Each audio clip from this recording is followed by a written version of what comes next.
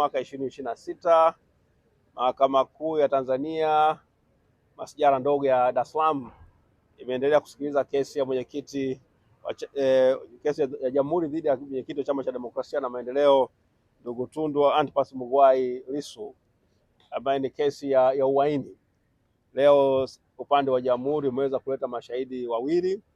Mmoja alikuwa anatokea Songea, anafanya kazi ya machinga, na mwingine ni askari polisi kutokea kule mkoa wa Kilimanjaro pale mjini Moshi.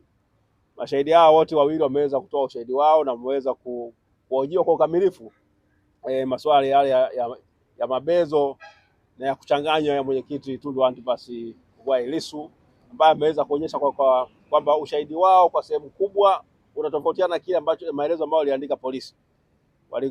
Ile tarehe moja amesema kwamba mnamo tarehe 8 ya mwezi wa 4 mwaka 2025 alikwenda polisi kule Moshi kule Songea akaandikisha maelezo yake, lakini alipokuja kuhojiwa maswali na mwenyekiti Tundu Lissu kwa sehemu kubwa ni kwamba mengi ambayo ameyasema leo ni maneno ambayo ameongeza hayamo katika tamko lake lile, na alikuwa vitu vyakiulizwa anasema ajui, na ilikuwa inasikitisha kwa sababu unashangaa kwamba nchi yetu inaongozwa tuna kanuni kubwa ya msingi sana ambayo inaongoza nchi yetu, kwamba kila mtu anatakiwa kuheshimu na kutumia rasilimali za nchi hii kwa namna ambayo ni nzuri, kana kwamba sisi ndio waamuzi wa baadaye wa mustakabali wa nchi yetu. Hiyo ni ibara ya 27 ibara ndogo ya kwanza na ibara ndogo ya pili ya Katiba ya Jamhuri ya Muungano ya Tanzania, ambayo wale ambao wako madarakani wengi wao wamekula viapo vya kusema kwamba wataiheshimu, kuitii na kuhifadhi Katiba ya Jamhuri ya Muungano wa Tanzania.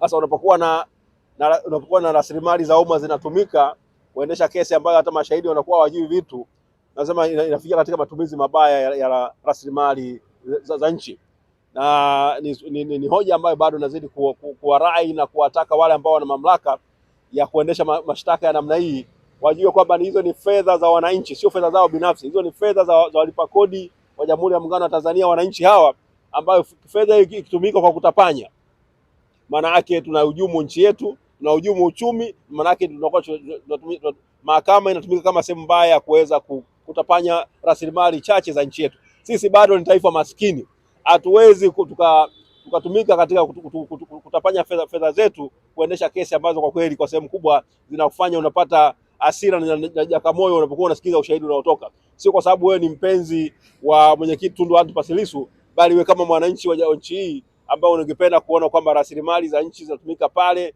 kwa namna iliyo nzuri, na wale ambao wanashtakiwa ni wale ambao kwa kweli wana hatia au wana makosa ambayo inatakiwa kwamba waweze kuadhibiwa kwayo. Sasa wa mashahidi hao wameweza kutoa ushahidi wao. Mwenyekiti ameweza kuonyesha kabisa kwamba wao sio mashahidi wa kuaminika, ni maoni ambayo tumeweza kuyaona, na kwamba ni mashahidi ambao basi wao wamekuja.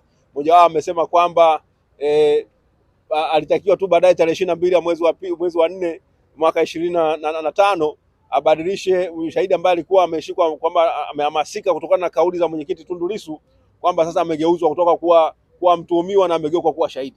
Hayo ndio ambayo wameyafanya. Kwa hiyo na mwenyekiti alikuwa anakazania kuonyesha kwamba watu wanabadilisha magoli, yaani mpira tunafahamu huko sehemu fulani, lakini mtu akitaka kufunga goli unahamisha goli. Kwa hiyo ni kwamba unabadilisha, wazungu wanasema it's a moving target. Kwa hiyo sio kitu kizuri, na ningeweza kuita kama ni moving prosecution. Kwa hiyo hali imekuwa sio nzuri, imekuwa ni ya kusikitisha, lakini mwisho wa siku mahakama ndiyo ambayo itakayoamua kwamba kama kuna kesi ya mwenyekiti kujibu, na kama kuna vile mwisho wa siku kama ana hatia. Kwa hiyo nadhani ambayo ni hoja ambayo ningependa kuizungumzia leo, kwamba mashahidi wawili ambao wametoa ushahidi leo, ushahidi wao umeweza kukanyagwa na kusinyangwa na mwenyekiti Tundu Antipas Lissu, kuonyesha kwamba si mashahidi wa kuaminika, na ushahidi wao kwa kweli hauna uzito wowote ule ambao kwenye kesi hiyo. Na alikuwa anajiuliza kama mtu nimekaa miaka 10 miezi 10 mahabusu kutokana na ushahidi wa aina hii. Yule ambaye jana tulimsikia na hao wawili walikuja leo, ayosema kama jana nilivyosema, it's painful to listen and to watch. Yaani angalau wazungu wanasema it's so painful to listen and watch. It was a spectacle. Yaani mambo ambayo yanasikitisha. Lakini ndio nchi yetu. Hapo ndipo tulipo. Ukitaka kujua jinsi gani tumeporomoka, ndio tumefikishwa huko. Kuna shimo ambalo tumepelekwa huko la Bermuda Triangle, tuko katika hali ngumu. Sasa hayo ndio ambayo nitaka kuyasema kuhusiana na kesi ya mwenyekiti Tundu Antipas Mughwai Lissu.